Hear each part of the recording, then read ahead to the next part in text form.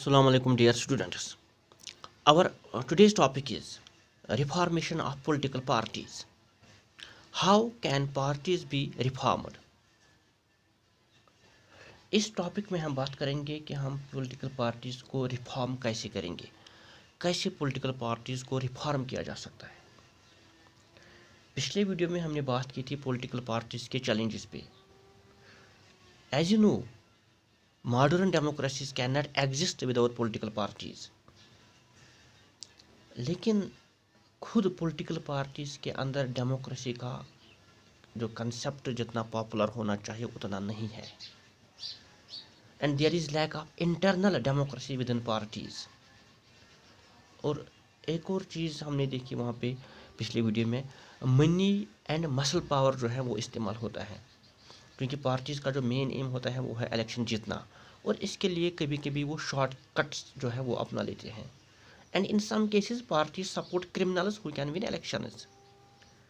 तो चैलेंजेस हमने देख लिए हैं, इन चैलेंजेस को कैसे ओवरकम करेंगे, कैसे पॉलिटिकल पार्टीज को रिफॉर्म किया जा सकता है, इस पे हम बात करेंगे। In order to face the challenges, political parties need to be reformed.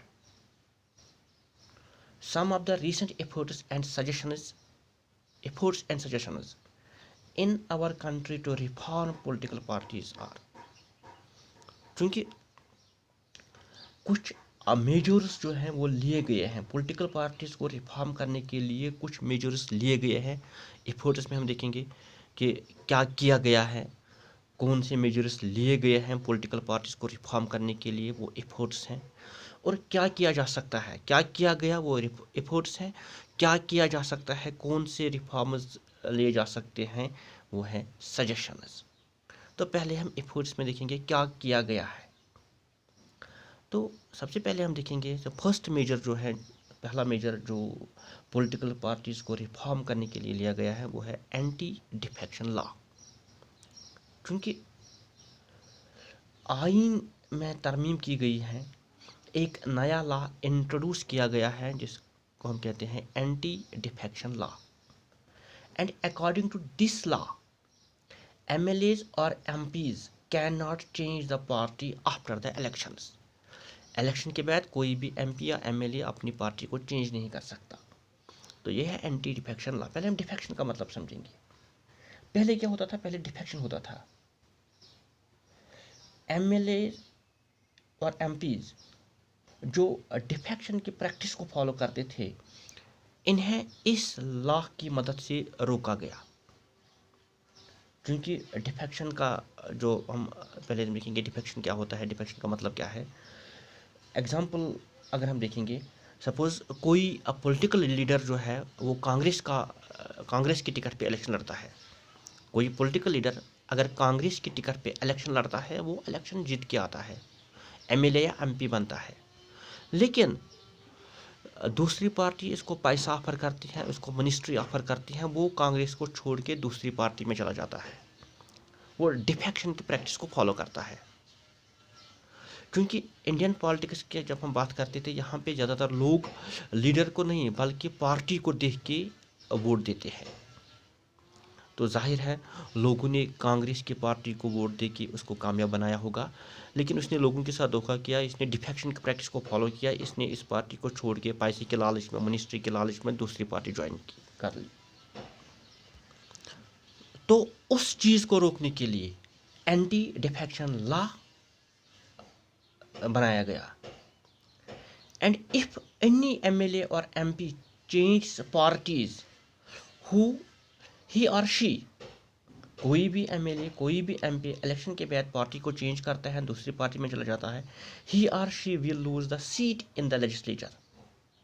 And this was done because many elected representatives were indulging in defection in order to become ministers or for cash rewards। अगर किसी party के एक या दो MLA और MPs party को छोड़ के दूसरी पार्टी ज्वाइन कर लेते हैं, तो इनके खिलाफ एंटी डिफेक्शन लॉ के तहत कार्रवाई की जाती है। That is retail defection is not allowed but wholesale defection is allowed. Means अगर किसी पार्टी के सपोज़ 30 जो इसके मेंबर्स हैं, 30 में से 15 मेंबर्स उसको छोड़ के दूसरी पार्टी में चले जाते हैं, वो अलाउड है, क्योंकि वहाँ पे ये देखा जा सकता है शायद पार्टी के अंदर ही कुछ फॉल्ट है, क्योंकि बहुत सारे जो उसकी पार्टी के जो मेंबर्स हैं, बहुत सारे जो इस पार्टी के जो एमएलएज और एमपीज हैं वो दूसरी पार्टी ज्वाइन कर लेते हैं, तो ये समझ जाता है कि उस पार्टी के अंदर ही कुछ फॉल्ट है, इसलिए वो दूसरी पार्टी ज्वाइन कर लेते हैं। तो that is wholesale defection is allowed and retail defection is not allowed. Second important measure जो लिया गया है दैट वो है एफिडेविट और details of property and criminal cases. क्योंकि पिछले वीडियो में हमने देखा है कि इलेक्शंस में मनी का इस्तेमाल, पैसे का इस्तेमाल ज़्यादा होता है, और इसके साथ साथ कभी कभी जो है क्रिमिनल्स को सपोर्ट किया जाता है। तो इसके लिए क्या किया गया है, in order to reduce the influence of money and criminals, supreme court में एक रूलिंग पास की है। The supreme court of our country passed an order and now it becomes mandatory for every candidate who contest elections to file an affidavit giving details of his property and criminal cases pending against him। Supreme court में एक order पास हुआ है जिसके तहत ये लाजमी करार दिया गया है कि कोई भी कैंडिडेट, चाहे वो इंडिपेंडेंट हो या किसी पार्टी के साथ मुंसलिक हो, कोई भी कैंडिडेट जो इलेक्शन में खड़ा होता है, पहले इसको एक एफिडेविट प्रोड्यूस करना पड़ता है, एफिडेविट लिख के देना पड़ता है।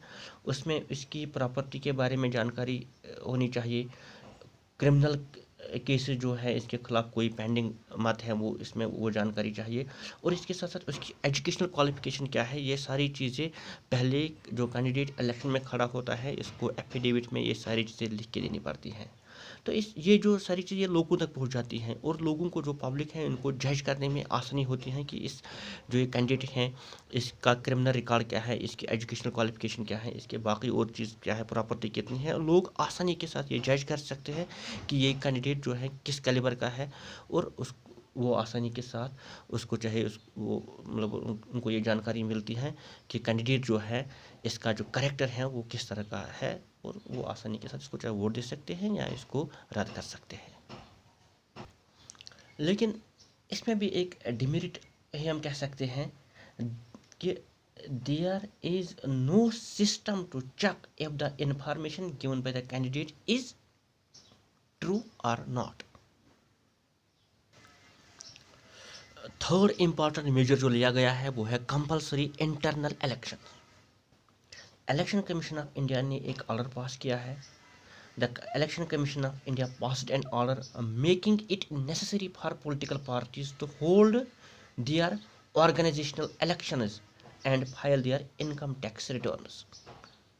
तो इससे पहले हम देखते थे कि पार्टीज़ के अंदर डेमोक्रेसी नहीं होती थी, और उसके साथ साथ जो डायनास्टिक सक्सेशन पाया जाता था, क्योंकि जो टॉप की पोजीशंस थी उनके लिए इलेक्शंस नहीं होते थे, और किसी बड़े पॉलिटिकल लीडर का जो बेटा है by virtue of his birth वो खुद ब खुद पॉलिटिकल लीडर बन जाता है, टॉप पोजीशन एज्यूम करता था, क्योंकि उसके पास एबिलिटी नहीं थी, उसके पास एक्सपीरियंस नहीं होता था, लेकिन वो by virtue of his birth वो उस फैमिली में, उस खानदान में पैदा होता था और खुद ब खुद वो लीडर बनता था। लेकिन अब ऐसा नहीं है। इलेक्शन कमीशन ने एक ऑर्डर पास किया है making it necessary for political parties to hold their organisational elections and the parties have started doing so. Parties ऐसा कर रही है आजकल, but sometimes it is mere formality. तो कभी कभी मान लो ये कभी कभी सिर्फ फॉर्मेलिटी है, दिखावे के लिए है। इसमें चूँकि ये जो एफर्ट्स थे, कुछ जो मेजर्स हैं पॉलिटिकल पार्टीज़ को रिफॉर्म करने के लिए जो मेजर्स लिए गए हैं, उसमें एंटी डिफेक्शन लॉ को पास किया गया। अब कैंडिडेट को डिटेल देनी पड़ती है प्रॉपर्टी और क्रिमिनल केसेस के बारे में, एफिडेविट इसको देना पड़ता है, और इसके साथ साथ इंटरनल इलेक्शन जो पार्टीज़ में हो उसको कंपलसरी करार दिया गया है। अब सजेशंस और क्या किया जा सकता है पॉलिटिकल पार्टीज़ को रिफॉर्म करने के लिए, और क्या किया जा सकता है, और सजेशंस पे इंशाल्लाह अगले वीडियो में हम बात करेंगे। Thank you.